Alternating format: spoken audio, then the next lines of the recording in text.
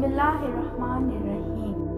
حدیث مبارکہ ہے، موسیٰ بن اسماعیل نے ہم سے حدیث بیان کی، ان کو ابو عوانہ نے خبر دی، ان سے موسیٰ ابن ابی عائشہ نے بیان کی، ان سے سعید بن جبیر نے، انہوں نے ابن عباس رضی اللہ تعالیٰ عنہما سے کلام الہی لا تحرک بلسانک لا تعجل بہ عرب کی تفسیر کے سلسلہ میں سنا کہ رسول اللہ صلی اللہ علیہ وسلم نزول قرآن کے وقت بہت سختی محسوس فرمایا کرتے تھے، اور اس کی علامتوں میں سے ایک یہ تھی کہ یاد کرنے کے لیے آپ اپنے ہونٹوں کو ہلاتے تھے۔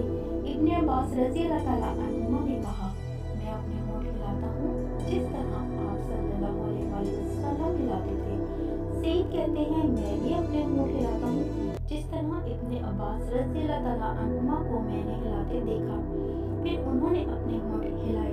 ابن عباس رضی اللہ تعالیٰ عنہما نے کہا، پھر یہ آیت اتری کہ اے محمد، قرآن کو جلد جلد یاد کرنے کے لیے اپنی زبان نہ ہلاؤ، اس کا جمع کر دینا اور پڑھا دینا ہمارا ذمہ ہے۔ ابن عباس رضی اللہ تعالیٰ عنہما کہتے ہیں، یعنی قرآن آپ صلی اللہ علیہ وسلم کے دل میں جما دینا اور پڑھا دینا ہمارے ذمہ ہے۔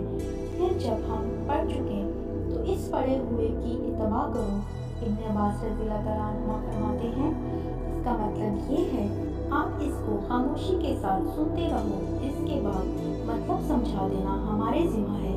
پھر یقیناً کہ ہماری ذمہ داری ہے کہ آپ اس کو پڑھو، یعنی اس کو محفوظ کر سکو۔ چنانچہ اس کے بعد جب آپ صلی اللہ علیہ وسلم کے پاس جبرائیل علیہ السلام وحی لے کر آتے تو آپ صلی اللہ علیہ وسلم توجہ سے سنتے، اور جب وہ چلے جاتے تو رسول اللہ صلی اللہ علیہ وسلم اس وحی کو اس طرح پڑھتے جس طرح جبرائیل علیہ السلام نے اسے پڑھا تھا۔